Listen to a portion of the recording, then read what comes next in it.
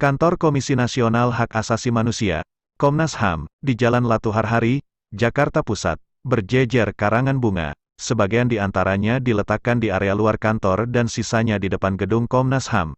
Pihak pengirim menyertai pesan dalam karangan bunga tersebut, mayoritas untuk meminta Komnas HAM bisa membongkar secara terang kasus pembantaian 6 laskar FPI di Tol Jakarta Cikampek KM 50 Karawang. Senin tanggal 7 Desember tahun 2020, mendukung Komnas HAM, untuk mengusut tuntas terbunuhnya 6 laskar FPI. Tulis karangan bunga dari DPP FPI DKI Jakarta dalam pantauan wartawan di depan kantor Komnas HAM. Sementara itu, GNPF Ulama menilai kejadian tewasnya 6 laskar sebagai pelanggaran HAM berat. Dalam pesannya, GNPF Ulama menyebut tragedi tewasnya 6 laskar sebagai pembantaian, usut pelanggaran HAM berat pembantai 6 nyawa.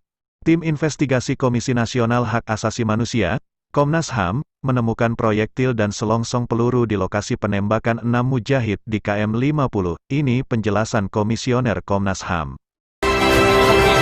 Jadi sampai saat ini temuannya ada proyektil, jumlahnya 7, tapi yang satu tidak firm, artinya tidak yakin bahwa itu adalah peluru atau tidak, karena ini potongan kecil ya. Yang kedua, selongsong jumlahnya 4, selongsong peluru. Terus kemudian ada 9 bagian mobil, ada yang bekas lampu sen, terus juga bagian mobil yang lainnya. Terus ada CCTV, bagian CCTV ada 4, terus kemudian yang lain-lain ada 2. Artinya lain-lain ini ada misalnya bekas earphone begitu, karena ketemu di kilometer 50 dan kami anggap itu bagian terkait dengan peristiwa. Masyarakat, sosial media yang menyampaikan soal kesimpulan temuan penyelidikan Komnas HAM terkait meninggalnya 6 orang anggota FPI ini dipastikan itu bohong, tidak benar. Jangan bohong. Jadi bukan sampai saat ini kami tidak pernah menyampaikan kesimpulan. Bukan bohong, tapi bukan dari Komnas HAM gitu loh. Temuan yang ada. Jadi tidak ada kesimpulan. Ya, gitu Analisa benar. saja belum. Gitu. Bukan Jadi bohong, kami berarti. tahapnya masih mengumpulkan keterangan-keterangan.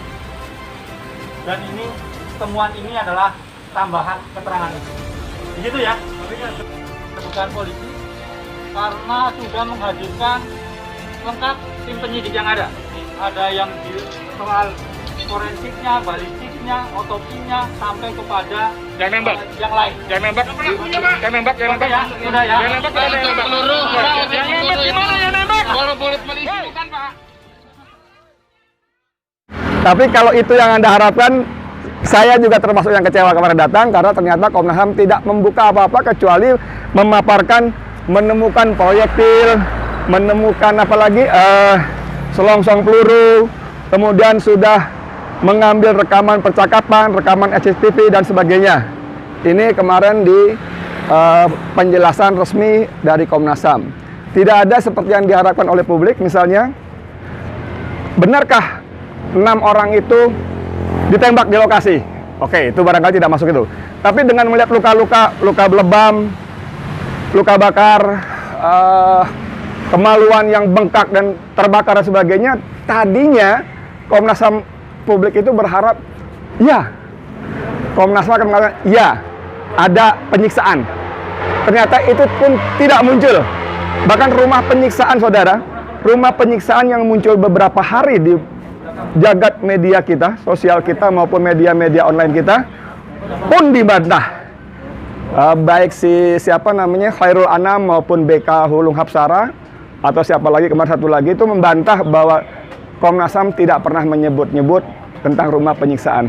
Saudara, pagi tadi sebelum saya kemari, saya menghubungi tim lawyer 6 laskar FPI yang terbunuh, Saudara Ajis Yanuar. Saya katakan, Bung, ini soal rumah penyiksaan bagaimana? Karena ketika saya googling, antara lain menyebut Anda sebagai narasumbernya. Tapi Bung Ajis mengatakan, oh, kalau dibaca baik-baik, saya cuma menyatakan bahwa saya cuma mengutip ada media katanya menulis soal rumah penyiksaan. Dan jawaban saya waktu Ajis waktu itu, tadi, Kalau memang ada begitu, pokoknya dari EPI akan mendukung Komnas HAM. Nah, jadi rumah penyiksaan pun dibantah. Dan kemarin BK Hapsara Wulung itu mengatakan bahwa kalau ada soal rumah penyiksaan segala macam itu bohong. Saya agak menyesalkan kalimat bohongnya itu. Kalau misalnya dalam konteks begini, kalau ada berita narasi yang mengatakan Komnas HAM menyebut rumah penyiksaan itu bohong, oke. Itu bisa. Dalam arti bohong Komnas HAM pernah menyebut itu oke. Tapi tentang eksistensi keberadaan rumah penyiksaan sendiri, tentu tidak bijak kalau kita ujuk-ujuk di awal-awal mengatakan itu bohong. Karena dalam temuannya, itu laskar yang disiksa itu ada kemaluan, mohon maaf ya, kena benda keras, bengkak itu pasti kena benda keras, ditendang atau dipukul. Kalau versi polisi dalam rekonstruksi mengatakan bahwa itu dieksekusi atau digarap dalam mobil, hampir mustahil. Nggak mungkin dalam mobil kita bisa nendang kemaluan sampai bengkak begitu. Jadi ada kemungkinan rumah penyiksaan itu ada dan masuk akal. Cuman bagaimana nanti, akhirnya kita akan coba lihat. Nah, saudara sekalian, banyak ya. Percayakah kita sama Komnas HAM? Harusnya percaya. Karena Komnas HAM ini dalam konteks ini bisa dianggap sebagai benteng terakhir.